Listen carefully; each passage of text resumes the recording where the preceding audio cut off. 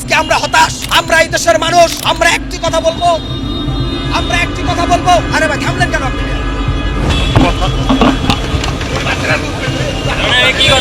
হয়তো আমি আর ফেরত আসবো না, আপনারা আমার জন্য দোয়া করবেন। আমি সত্যের পক্ষে কথা বলেছি, আমি হকার সাইকল। আমাকে কেন গ্রেফতার করছে আমি জানি না।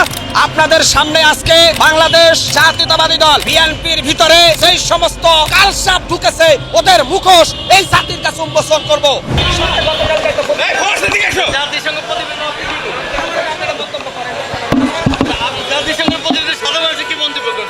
বলতেছে যে আপনি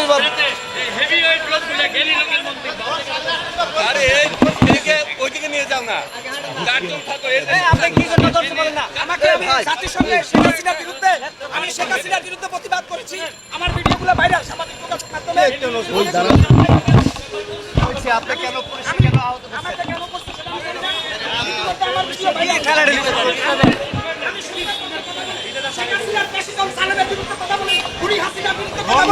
ডিসি আহত হয়েছে।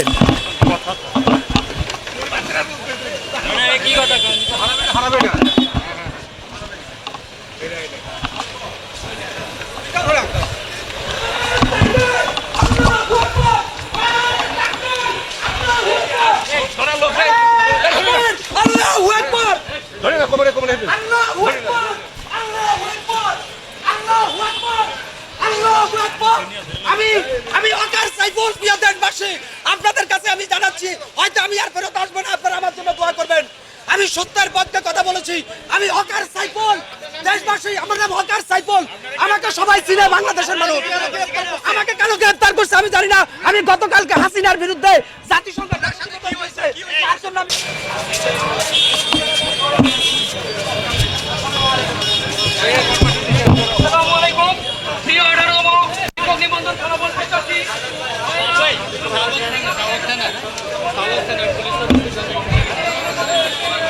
আমি প্রথমে বিএনপির ভারপ্রাপ্ত চেয়ারম্যান তারেক রহমানের দৃষ্টি আকর্ষণ করে বলবো, বাংলাদেশ জাতীয়তাবাদী দল বিএনপির স্থায়ী কমিটিতে সামনের কাতারে বসা কিছু নেতা আছে, এরা নেতা না, এরা কালসাপ।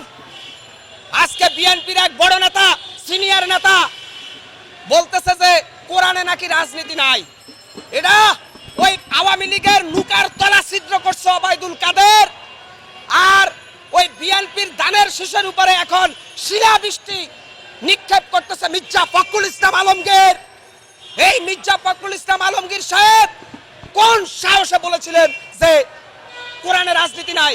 আরে আলমগীর সাহেব, মির্জা ফখরুল, আপনি কলেজের প্রফেসর হতে পারেন, আপনি বড় বড় ডিগ্রি নিতে পারেন, কিন্তু আল্লাহর কোরআনের কাছে আপনি সদ্য একটা নবজাতক বাচ্চা।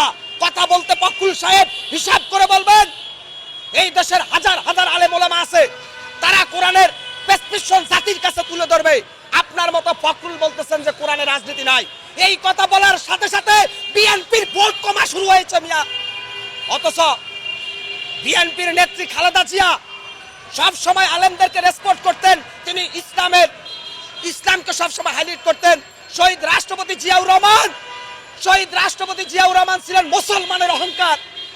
অর্থাৎ বাংলাদেশ জাতীয়তাবাদী দল বিএনপির শুরু হয়েছে বিসমিল্লাহ দিয়ে, আর বিএনপির শেষ হয় ইনশাআল্লাহ দিয়ে।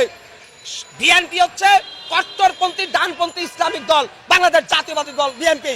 এজন্যই মানুষ বিএনপিকে ভালোবাসে। সেই বিএনপির দায়িত্বে মির্জা ফখরুল ইসলাম আলমগীর থেকে শুরু করে রুহুল কবির রিজভী, এদের বয়স হয়েছে। আমি বলেছি এদেরকে অবসরে পাঠান, কারণ ওবায়দুল কাদেরের মতো কাউয়ারা রাজনীতিকে হাসির খোরাক বানাইছিল, আর এখন এটার দায়িত্ব পাইছে মির্জা ফখরুল আর হইলো রিজভির মতো এই ধরনের লোকগুলা। আমি ফখরুল সাহেবকে বলবো, আপনার ইতিহাস আমি জানি, চ্যালেঞ্জ করে বিএনপি নেতাদের সাথে।